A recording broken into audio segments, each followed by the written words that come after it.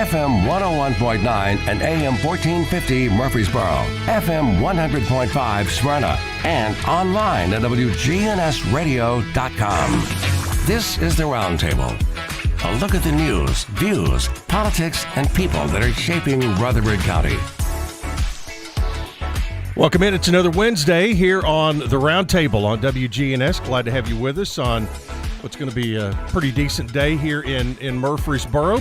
Glad to have you along with us. And our guest today is, I kind of kicked myself a little bit because I meant to have him on here earlier, but the man, the myth, the legend that is Joe Dubin, Big Joe on the go, is here today. What you know, my man? It's always an honor, Chip. And so I was going to do this from the confines of home, but since my job is about 99% remote, I was like, I need to get out. I need to get out and see people. I know. We had it all set up. You were going to come on by Zoom, but it worked out to where you could be here, which is even better. Yeah, so. I just getting out, seeing people, just breathing the fresh air, whatever it is. I don't know. I think working remote's fantastic. I work now for Mitsubishi Motors North American headquarters over in Franklin. Fantastic company, fantastic people. Love my job, love the people. But it's a little weird because I'd never worked remote like that. I came from the chaotic, as you well know, of working in a newsroom where it's nonstop and the rush, and now to that quiet noise is just. It's weird. It's taking time to get used to it. Yeah, and I know, and I'm glad you brought it up because I think there's a lot of folks that exactly what's going on. What's Joe doing now? He's always been Big Joe on the go, so he's obviously on the go. That's one thing, right? And with Mitsubishi, and you're right. The difference in working in a newsroom or a radio station or whatever it might be is completely different than that world, and you're kind of looking around and saying, are they here? Right. And it's just odd because it's the remote part, you're at home, and that's fantastic, but you just, I don't know, I like talking to people, and so part of my job is community engagement, getting out, community relations, seeing, talking to people, and so that's good. So it's still on the go. I still write for all the Main Street media newspapers, including the one down here in Murfreesboro. So that keeps me still kind of in the mix, which I really enjoy. Yeah, and it's funny that all of the things that you've done over time, the one constant that's been there has been your writing. Yeah, and thank you. And one of the biggest surprise. I knew you. I mean, I followed and I would read your columns on your website, which is, by the way, BigJoeOnTheGo.com. There we go. And plug one. There's all I guess the archive of all these short stories that you've written are on there, and but I had no idea until 6-8 months ago that you had written not only one book but two books. Oh, that's right. Yeah, and so I didn't know that part. And I thought, is this a compilation of columns? But no, not necessarily. Yeah, the first book is called Creating the Chaos, and that was just navigating the world of getting out of college, trying to get a job. Because I got out of college, I went to MTSU. I was a photographer, news cameraman forever, and I wanted to get on air and do fun stuff, and couldn't do it. And I sent out all these resume tapes and couldn't get a job, nothing. And then that old definition of insanity, keep doing the same thing over and over again, expecting a different result. So I changed my approach to my resume tapes, my attitude. I got involved more in different things, and then I ended up getting, 6 job offers, and it was just like immediate. And one of those was at Channel 2, and I stayed there and moved up. So Create the Chaos is more about you're going to get knocked down, get back up, fun stories, relatable stories, local stories, and the book just took off, and it's still going great. I mean, there was a time that it was number one on the on the humor part on Amazon, and there's really 800,000 books, and mine was number one, and it came back a month later, was number one, then on down to, and then a few weeks ago it hit the top 10, like number 9 again. But it was something else. And I wrote another book called Screaming at God. It's not what you think. It's just about life again, and we get hit with adversity. You lost your mother, I lost my mother, and it's a weird world once you lose your mom. It really is. Mm-hmm. And so it's like navigating these dark parts of your life, but there's always this gleam, this part of sunshine, this ray that comes in that can really help you and uplift you, and that's what it was about. Yeah. So I've always been intrigued by people who have the patience and to sit down and have the discipline to write a book. So when you started to write that first one, the create the chaos. Right. Get notes. Yeah. My man. How about that? Yeah. And that, when you decided to do that and you decided to go all in, what was that process like? Well, I was working freelancing a travel company and doing some PR for them, and they were having these speakers come in. This one guy came in, and he said that he was not a motivational speaker, but he speaks to large groups, and he said, I couldn't get anywhere. Nobody, he goes, and I read somewhere you had to write a book. You had to have something tangible to hand out and show people. Mm-hmm. I'm like, man, I got all these articles. I could do this. And so it's easy. You sit down in a Google Drive and you just copy and paste over from the website and you put them in there, and then you format it, put it together.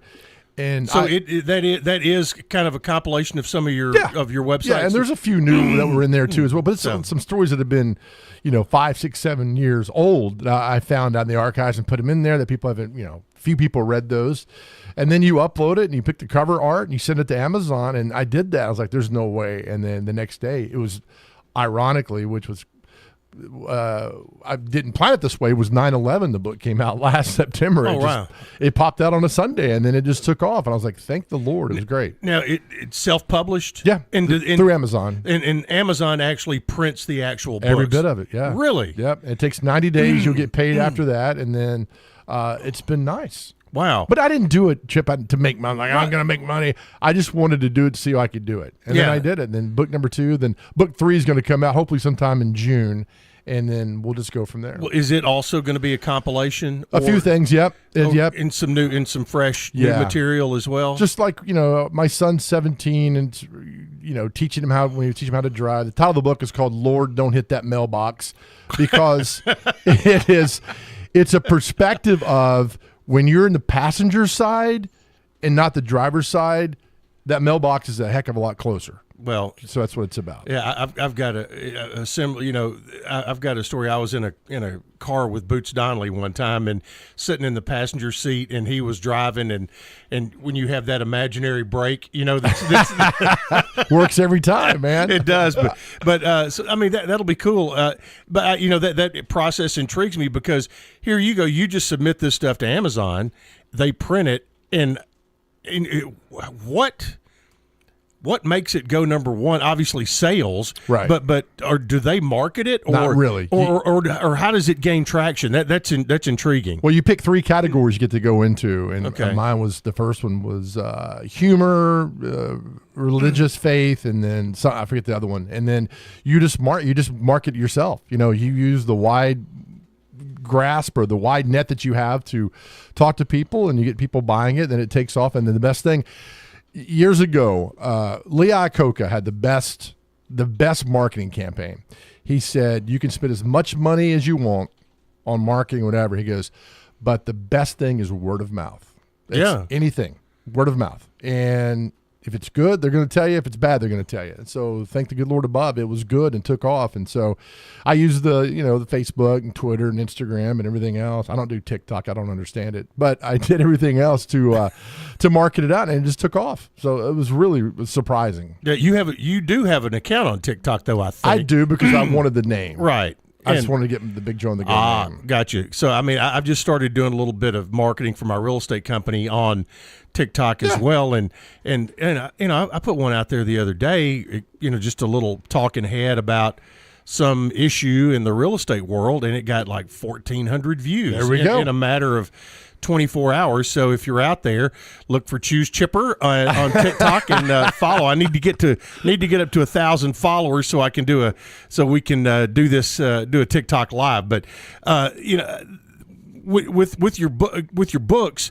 And sorry if I'm running down this path too far, but it's fine. But you talked about how it took off with all of Amazon's back office stuff that they have. Are you able to tell where a lot of the books were bought? Were they in this area, or did it take off somewhere across the country? Yeah, I was able to tell pretty well what was going on, how much were sold, how much money you made, all the royalties and everything like that. But also, I hear from people from across the country. I have no idea. They'll comment on the Amazon site, or they'll find me the email address. And so I've heard probably from 45 people, I have no idea who they are, around the country that have written in and emailed me and said kind things about the book. And so the reviews are great. I mean, it was fantastic. And I had no idea about this world. And just to hear from people how it's inspired, and, there's a lot of heartache in the world. And to give somebody a little light for a little bit and to make them feel good that we're all in this together is enlightening and warm. It's a great feeling. Yeah, and, like exactly what you said, I remember being in because you and I were talking about being in the corporate world and jobs you have and going to like national conferences or whatever. Yeah. I'm not sure that I ever learned anything new at going to these national conferences or whatever. Right. The one thing that I did learn is that other people that had my job in other places had the same issues that I was having. I said, well, thank God it's not just me, Right. So that was one of the best things you could learn. Yeah, it is, and that's the thing is that, I wrote back in March, I lost 2 friends in January to suicide, right? Men over 50. And over 50. And it's an epidemic, Chip. I mean, it's bad, and that's not talked about. And one gentleman, I remember talking to him. He's like, "Hey, I lost my job. Be okay?" Come to find out that he had no hope. He even told friends he had no hope, and he took his life. And it really affected me because I'm 54, and I see it. I mean, these are friends, and so I just wrote a story on the main. It was in the Murfreesboro paper too, as well, called "Just Simply Go Talk to Someone." It's okay. I mean, and so I wrote that. And I put my email address, and I remember somebody. And I said, if you need to talk, email me, and we'll figure this out together. And somebody's like, you're crazy for putting your email address out there. And so I've had 14 men reach out. Really? And who have now, and I've gotten them on the path to get help, and I'm like, I don't want to know about your therapy. I don't know where I know a place you can go and start your journey. And then it was eye-opening. I didn't think I'd hear from one person. I was hoping maybe one would reach out, but then 14 have reached out. And some of these are high-profile people, and there's some that but I'm not going to. I mean, right? I'm not going to share them. But they're hurting, But now they're getting help. They're on the path. And so I wrote a follow-up article, and I says, once you make that first step, now we walk together. We're going to walk together, right? Mm-hmm. I'm going to walk with you. You're going to walk with me. We're going to walk together to get you help.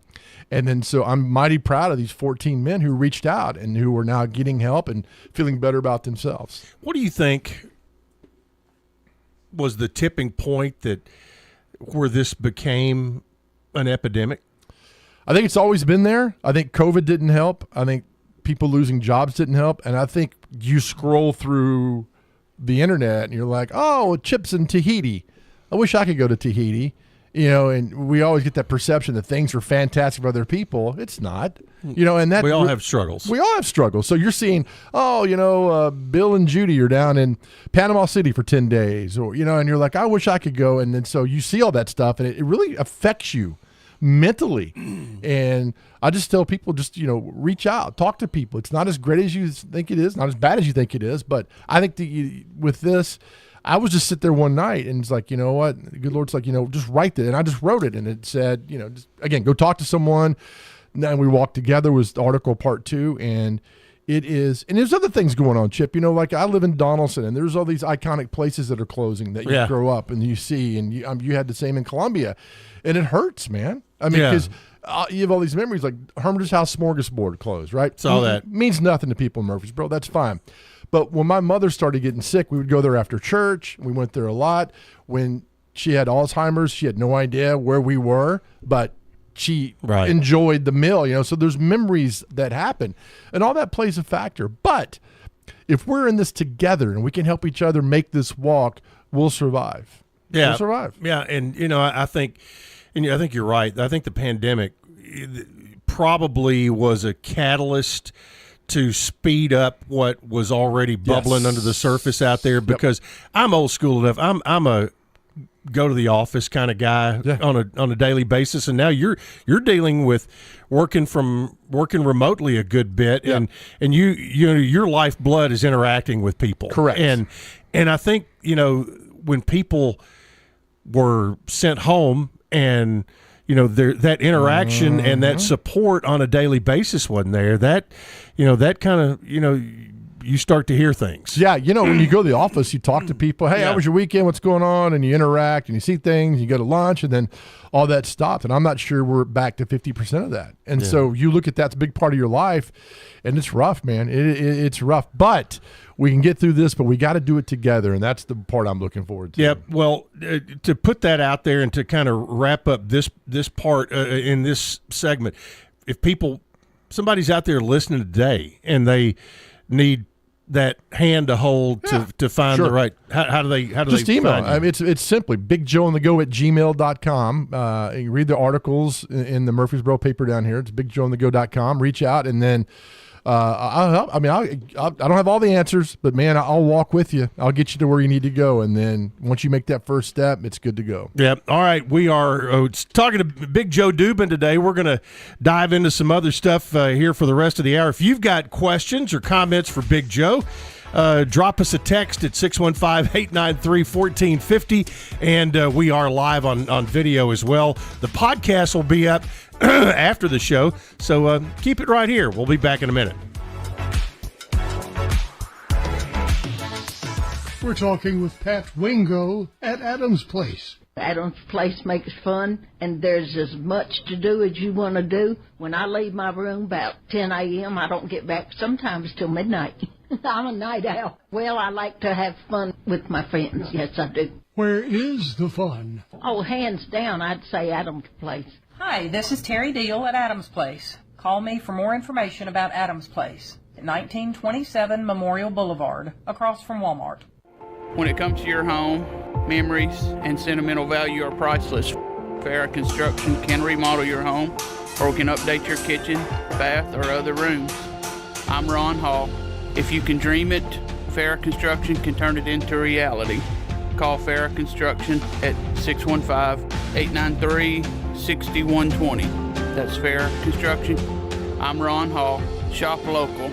Let our family business help you. Farrah Construction Company. Guys, there's a lot of people talking about testosterone, but do your homework and be sure to go to a provider you can trust. I recommend Low T Center. It's where I get my levels checked. Low T Center exclusively specializes in men's wellness. They check all your levels, not just your testosterone, and they determine the cause of any symptom you are having and whether you're a candidate for low T or something else like low thyroid or sleep apnea. Typically, their annual health assessment is completely covered by health insurance, and they check everything, including PSA, which is your prostate levels, and they check your thyroid, liver, and kidney function, cholesterol, glucose levels, and more. Low T Center has affordable and convenient options for treatment, including monitored self-inject treatment that ships directly to you each month. So no need to come to the center each week. Make your health a priority this new year and schedule your annual health assessment at Low T Center today. Covered by most health insurance or less than $100 cash pay. Go to lowtcenter.com to book your appointment online. Low T Center,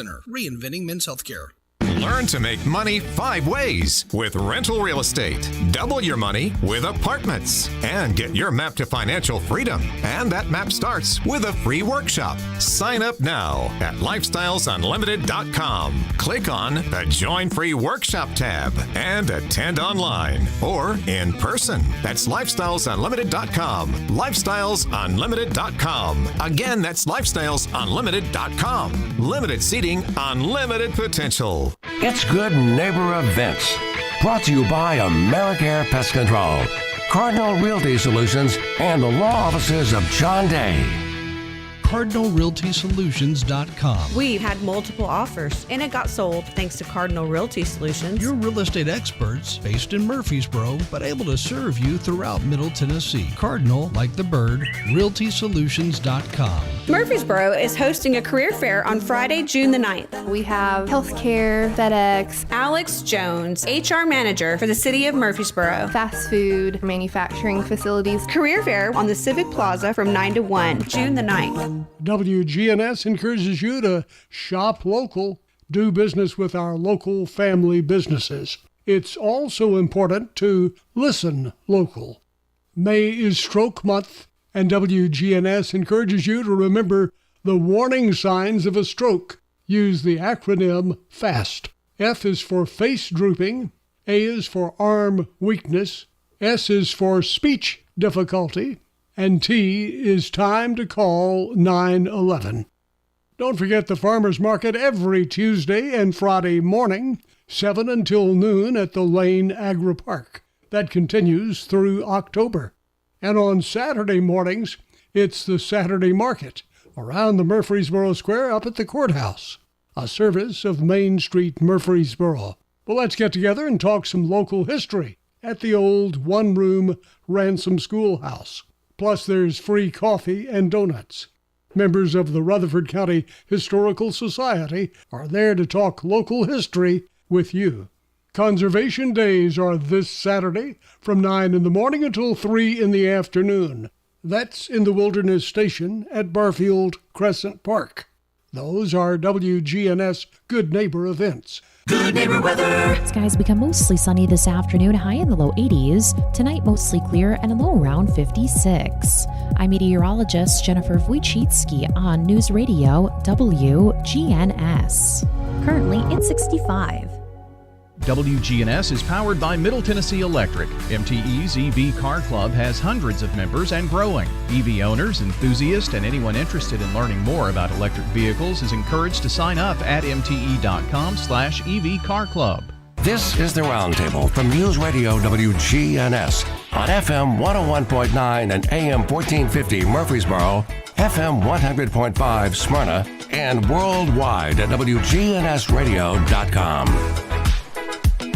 Big Joe on the Go is our guest today. Joe Dubin, the voted 21 years in a row as Nashville's media darling. Isn't that something? I've always was looking for that ballot, and I never could. I never could find it. That was funny. That was back in 2003 or 4. I was doing an event, and this sweet lady had no idea who I was. So I wrote on the introduction. I said he was voted Nashville's media darling. And then she gets up and reads that. She's like, she butchered my name and then said, oh, and he's been voted Nashville's media darling. And then so she spent 2 minutes just talking about that, a made-up award. And I was like, oh, man, I got to stick with this now. And that's how it stays. So it has. And but during your television career, 3-time Emmy Award winner. Yeah. And now here's the one that just floors me. 2-time winner of the Edward R. Murrow Award. Yeah, it's funny. People outside of TV are like, oh, you won the Emmy, and it's great, it's everything. But inside television, the broadcasting world, the Murrow is like winning an Academy Award. So correct. It was. I don't take those lightly, and those are earned, and I thank the good Lord for them and for the opportunity to do those. So. Yeah, when you got into the, you went to school. You're a proud graduate of McGavock High School. I am. You and he's not a graduate, but you and The Rock, The Rock, are the celebrities that went to McGavock. So funny, people like, no, he didn't. And I'll pull up that clip when he was on Jimmy Fallon years ago and talk about going to high school in Hawaii, and then he came to Nashville and went to McGavock. Then he went to Glencliff for a little bit. And did he go to Glencliff for a little while? For like 3 days. Oh, okay. And I got friends from Glencliff. I said, you can claim him too, like we do. He went to McGavock for like 8 weeks. And then they ended up, his dad moved to Pennsylvania to wrestle. And then but The Rock was there. And there are a few people who remember him. He was kind of a recluse and kind of stayed out of it a little bit. But yeah, that was. I remember I went to a SmackDown, I think, that was at Bridgestone one night when he was still at his peak. And he came out during one of the commercial breaks and just started talking, throwing out his Nashville stuff. He goes, it hadn't been that long ago since I was out there doing my arithmetic and dusting erasers out at McGavock High School and started talking and throwing out stuff that he remembered, which was kind of cool that he did remember all that. But after your career at McGavock, you matriculated at Samford and then came to Middle. Is that the way it was? So I went to a place called TMI, Tennessee Military Institute, over in Sweetwater. That's right. Played football. My suite mate at the time was the late great MTSU fullback Wade Johnson. And I was crushed when he passed away. Just crushed when he passed away about 6-7 years ago. So and then went there and went to Samford. Played football there for Terry Bowden. And I loved the nightlife more than I did academics, and so that you were there, as I used to tell my mother. Well, it's more about the college experience. Right. I tell people I was probably the worst student ever, but I was also probably the most liked student because I knew were the good. I was like the Bert Kreischer of saying, I don't know who he is. He's a comedian that was legendary party animal at Florida State. And that's what I was. You know, it's funny. I go back and think about a time when I was there, like in my astronomy class, next to me was Jimbo Fisher. He was our quarterback at Samford. And he and I cheated off the girl next to us to pass astronomy. And it was just funny going back. You think, I never thought Jimbo Fisher would be where he is now. And there's some other people like the ladies from Little Big Town went to Samford. They were all there during that time. And so it was a fun time to be there. But anyway, I ended up coming to MTSU, graduated back here in 97, and then went into the broadcasting world. And when you got to middle, is that where you kind of found your voice as a media person over in the MassCom building? I did. Mary Nichols was an angel on earth who said to me, I was going to be a director. And she said, no, honey, you need to be in front of the camera. And I was like, she's like, trust me, you do.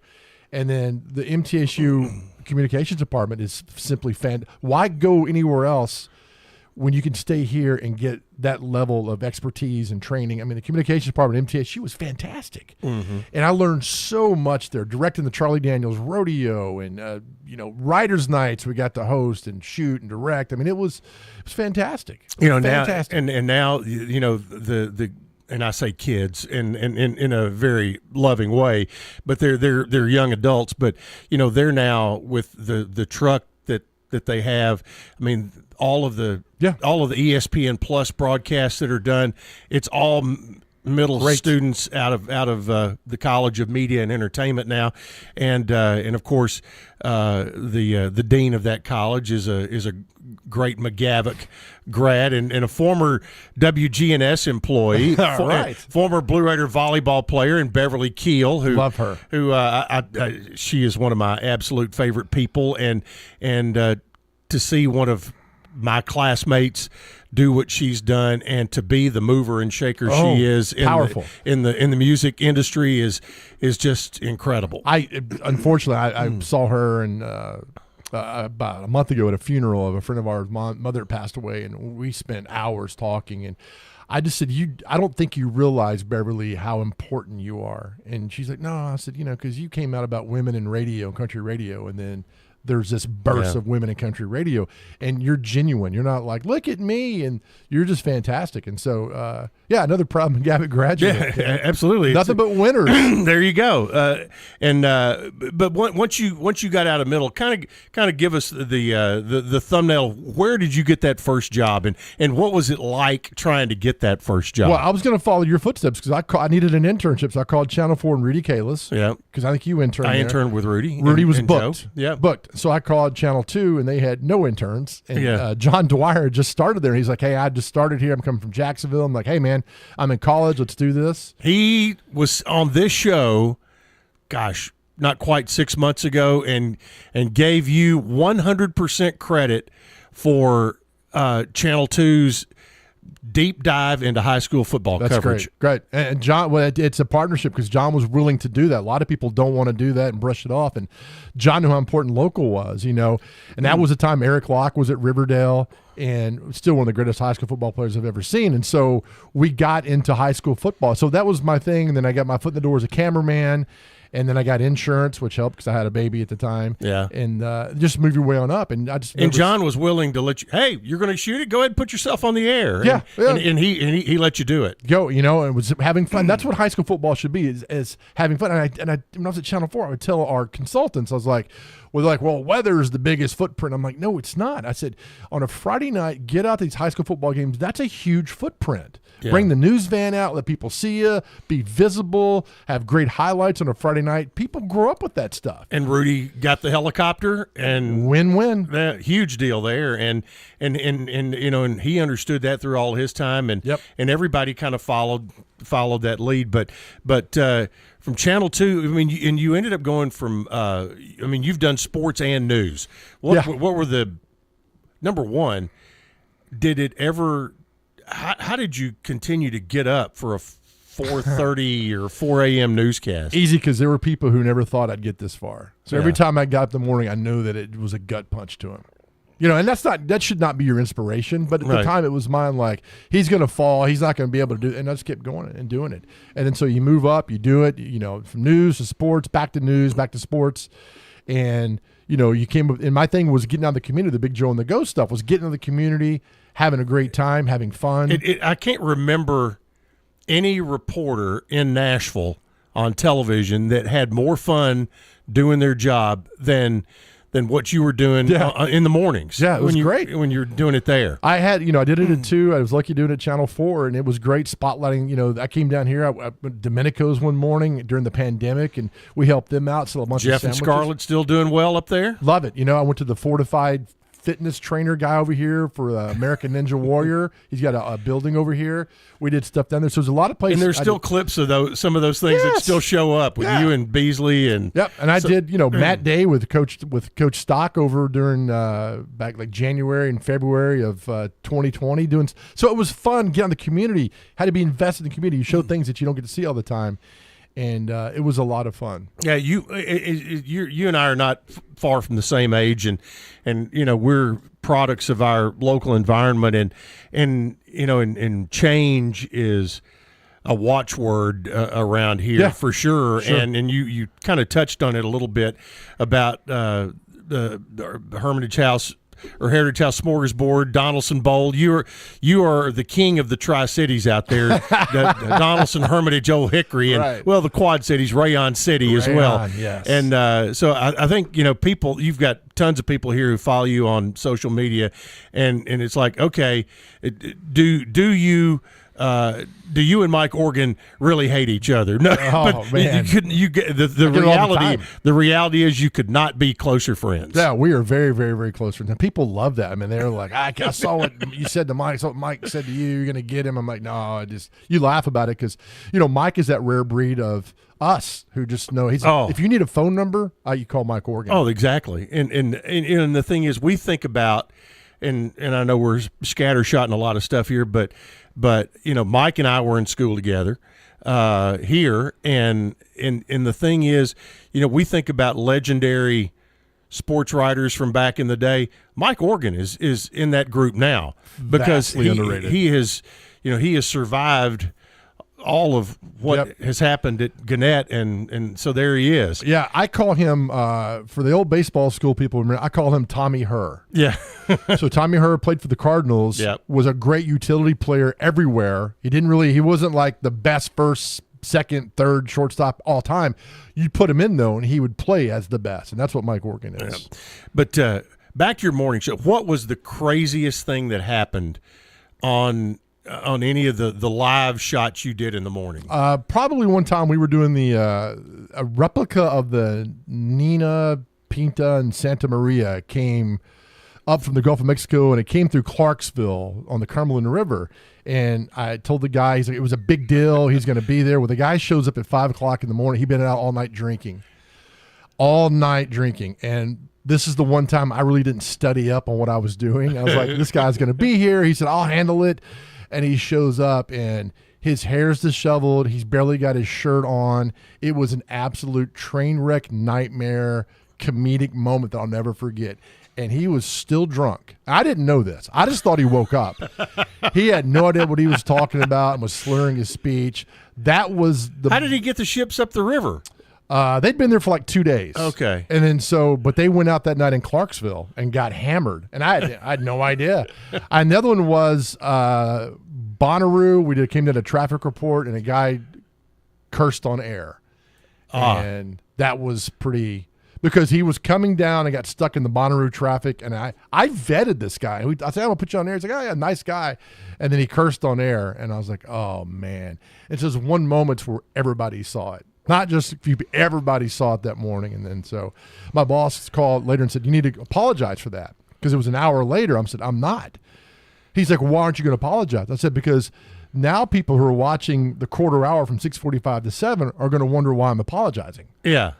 I'm not going to do that. He's like, yeah, that's a good point. Don't do that. Yeah, well, I mean, that's a lot of the stuff.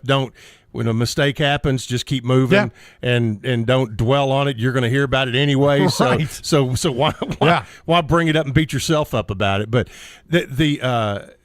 some of my favorite stuff on your website are the fantastical stories that you have written about you and I don't know if he's real or not. Your pal Ron, is it Ron?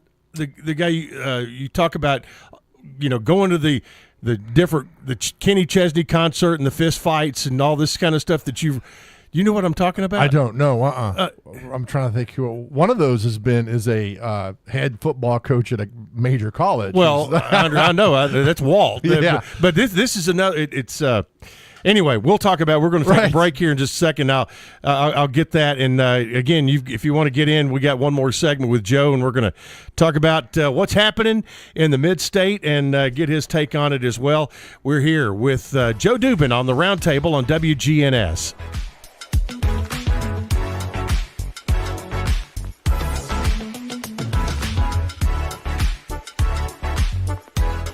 Looking for a charming home close to downtown and MTSU? Look no further than this 3-bedroom, 2-bathroom, 0-lot line at 1341 Sharon Court.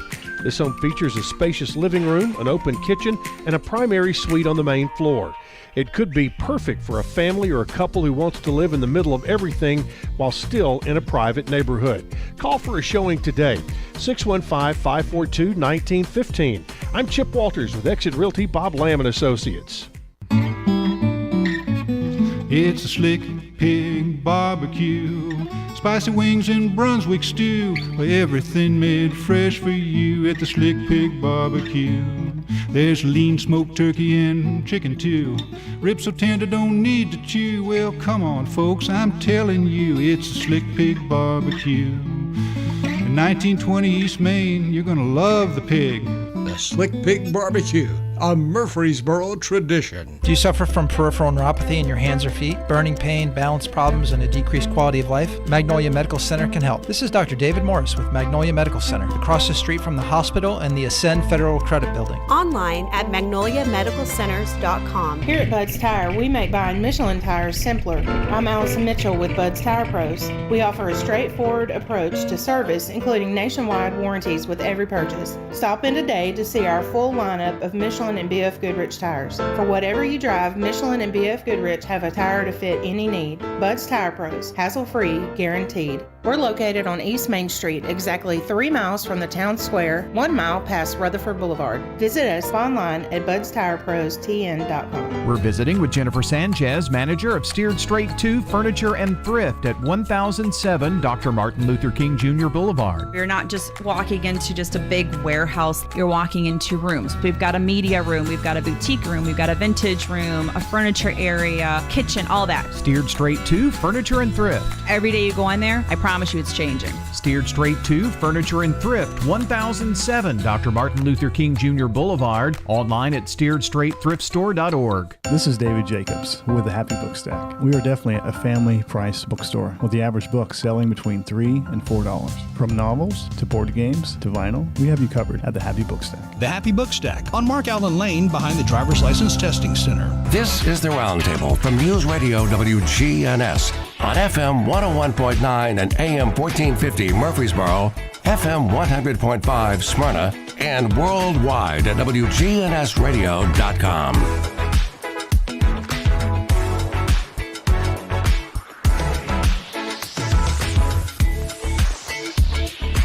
Welcome back into the Roundtable today. Joe Dubin is our guest, working on something special for next week. We'll let you know about that as we get closer. Also next week, you're probably going to get tired of hearing me on Spring Fling HQ as Spring Fling comes to Murfreesboro for the 18th consecutive year next week. But first of all, we'll talk about a little bit of that. But your real friend with fake stories, yes, is Greg Morris. Greg, yeah. who and some of the mess you have written about faux adventures, after parties, yeah, all this kind is crazy. And it took off on Facebook. I mean, and they're on your website, aren't they? They used to be. I don't know if they are or not because I got a new one. Oh, okay. But the stories were there, and it was just, we talk about after parties, about getting invited, and this was years ago. It really never happened. So at one time it was an intent, and there was,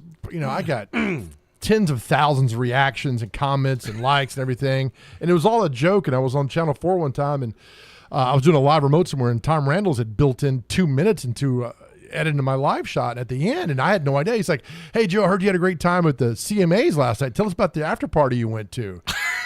And I was like, I cannot believe. And so how do you tell somebody that it's not real, move on?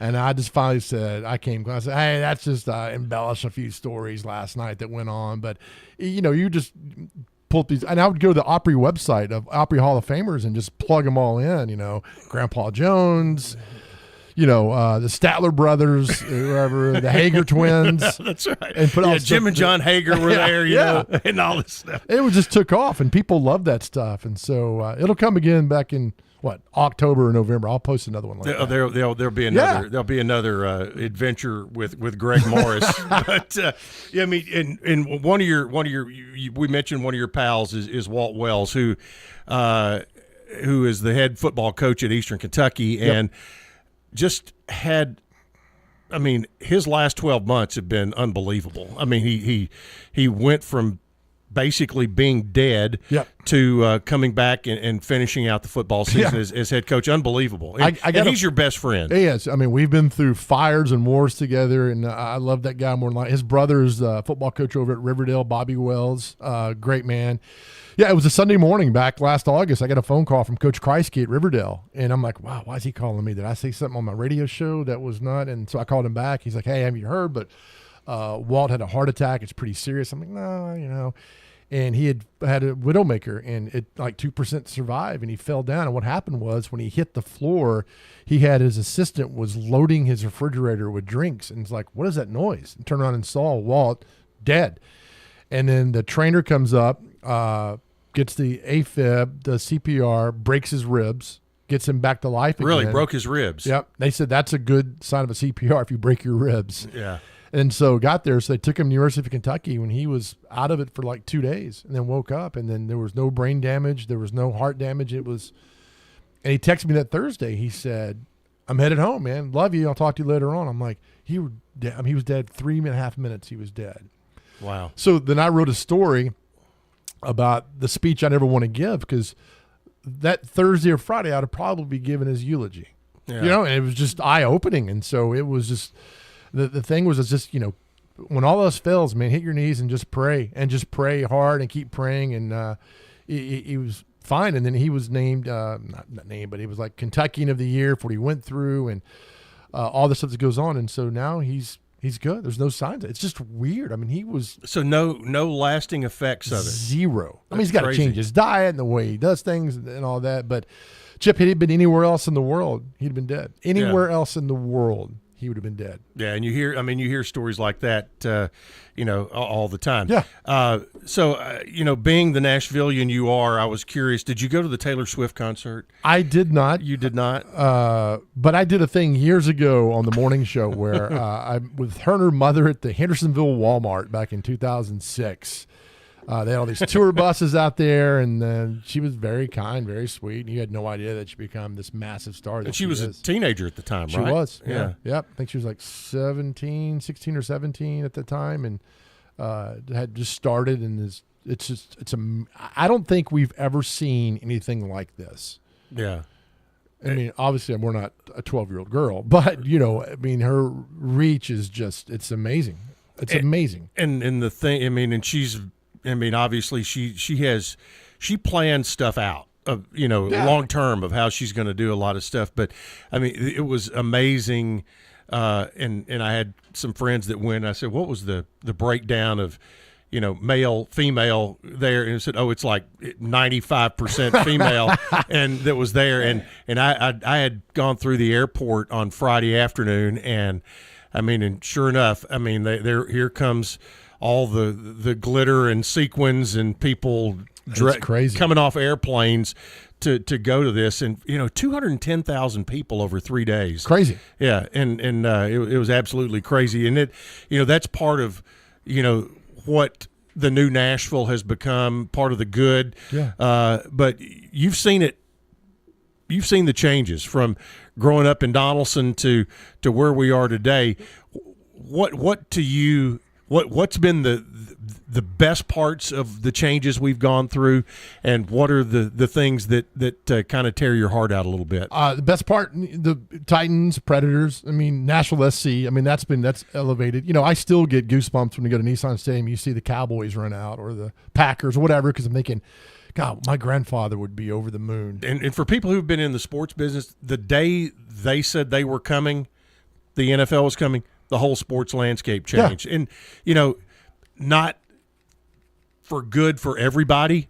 It made life tougher on local colleges, high schools. Correct. Because the NFL comes in and it's just an absolute monstrosity. Yep. And requires so much attention. Yep. But that's to me, that was the downside of some of the changes. But yeah, those pro franchises, and now talking about a Major League Baseball franchise coming in here. I know Larry Schmittou, had dreams of that before, but this seems like this run at it has a real shot. I remember back in the late 80s when Richard Fulton, the mayor of Nashville, talked about the Olympics coming to Nashville. And, Atlanta got him in 96. I'm like, man, you're crazy. The Olympics going to come here. And the next thing you know, it just explodes. And the downfall has been, remember Memorial Gym with Vanderbilt basketball will be sold out every game. 15,626. Every game. Yep. And no matter who they played, every game. And now you're lucky you got a third of that over there. Do that. And, and TV's changed a lot of things in the dynamic. But I talked to Mike Keith and I talk quite a bit. And we talk about high school football. And he said, no matter what you do, where you go, somehow stay grounded to high school football. That'll never change. And he's right. I mean, high school football is pure, fun, organic. It's never going to change. And so, yeah, there's coverage been taken away, but attendance is still good at these games outside of the Nashville area now. In Nashville, it breaks my heart because there's that community. I mean, like gone. Was it Glencliff and Stratford had to combine to field a team? Glencliff couldn't even field a team. They had no players. So it's rough. And you go out and you see these schools with 25, 28 guys. When I was at McGavick, we had 100. Yeah. But, you go to Oakland, Riverdale, Blackman, Siegel. I mean, they're Rockville. I mean, football's going good. I mean, out these counties and communities. Rutherford County, Williamson County, Wilson County. Yep. The ring around Nashville is and you get out in the communities and high school football, there's nothing quite like it. Yeah, and it hurts, but you still got to stay strong and believe in the purity of all that, and it's wonderful. But the downfall is, I mean, you're losing places, that were near and dear. Ace of Clubs downtown's gone. I mean, I've been there in years, but obviously, you hate to see it go. Come on. You have. My haunts in Dawson Hermitage are gone. I mean, it's happening, and it's progress, and I understand it, but I don't have to like it. Right. And, but, I'm waiting for you to open up your own pedal tavern. Gosh.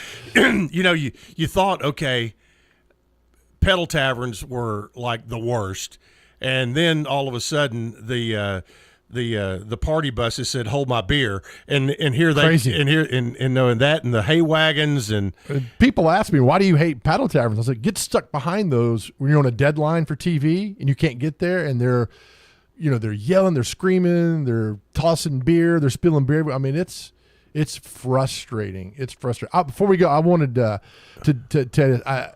the MTSU Miami game back in September. Yeah, you were there. I went there. I went down there. So Todd Stroud, one of the Miami coaches, was my position coach at Sanford. Okay. So I didn't know that connection. Okay. Yeah. So went down there and to see, I love Coach Stroud, but to see MTSU put the whipping on Miami when the referees were trying to give that game. Boy, they were. To Miami. I'd never seen that before in my life. Was an amazing moment. Amazing moment. There was a day in Tuscaloosa where they were able to accomplish that when Middle went and played Alabama, which the Raiders, they'll get to do that again Labor Day weekend this year. Right. Open up at Alabama, but yeah, I didn't know your connection there. But from a fan standpoint, what was that feeling like being in that stadium that day?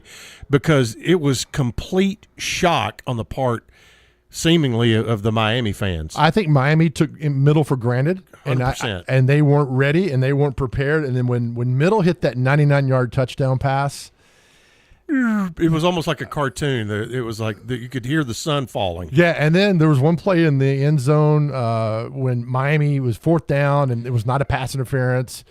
and they had to review the call twice. Yeah. And I'm like, what is going on? And then you knew. I'm sorry. I'm not a conspiracy theorist, but that day I was, and it was bad. And then the rain came down, made it even worse for Miami. And then I was there was only like 40 of us in the middle section, but we were surrounded by Miami fans, and they were livid at Miami. I mean, I'd never heard cuss words like that in my life. Oh, yeah, some of the stuff on social media afterwards, because leading up to that week, I'd done a couple of interviews with folks in Miami, and so I started seeing stuff on their Twitter and I'm a big fan of Mario Cristobal. I mean, known him since he was at FIU, and then went on to other things. He's a terrific head football coach, and he'll get them going. But man, the expectation level they had, and really the lack of respect for an opponent they had coming in, who's another Division I football team. That's what they are. It's what middle is, and they just could not believe that of what they were seeing. No, it wasn't a fluke. I mean, middle punished them in every aspect of the game, and so I don't know. I texted you that I was going to try to meet up with you, but it started raining, and then middle wins that game. It was chaos for all the MTSU fans. I was so happy for Coach Stock and everybody, and it was a moment I'll never forget. I know he's a guy that you have followed closely with a friendship over his entire career here, and he obviously his season will be coming up, and they're working through the summer. But I had a quick story. We have time. Go right ahead. Yes. Yeah. All right. So I go down and cover MTSU when I worked in sports. If you go to a Titans practice, you got 10 minutes to shoot. You got 10 minutes to shoot practice, and it's 8 minutes that stretching. Then you show a handoffs, whatever. Well, if you go to MTSU practice, Coach Stock lets you go whatever, and his words are always, just don't get hurt. So you can go anywhere on the field, shoot whatever you want. I mean, obviously you're not going to shoot trick plays and all that other good stuff, but the reception, the openness of come down and be a part of this program, that doesn't happen. 98% of the schools, that does not happen. And then so you come down and you see his passion for those kids and that program and the way he treats the media. He's an all-time winner and one of my favorite people ever. Well, good deal. Want to wrap this up by kind of going back to where we started. And one thing we had mentioned are your two kids who you're extremely proud of. And JJ is he's I mean, right. I can see him. I can see you in him in a lot of your social media posts. I know you're proud of what he's doing. Today's his last day as a sophomore. Just took his last exam, wraps up at 10, and then he'll be on to his junior year. My daughter's an RN in Mississippi. They've succeeded despite their father. So that's the best part about them. They are, and so folks can find you, again, your website, BigJoeOnTheGo.com. Yep.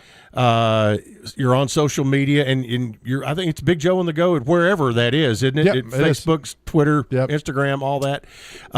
Your books are on Amazon, and they're going great guns, and Daddy still needs a new pair of shoes. He does, right. Keep buying those books. And I'll be back more because Mitsubishi's opening their flagship dealership down here. Oh, really? In July. So we're excited about that. It'll be a lot of fun. Big grand opening. I'll invite you down there. And the Chamber does a great job down in Rutherford County of setting things up. So we're excited about You've been over here a good bit because you like with that the community engagement piece of that has been big.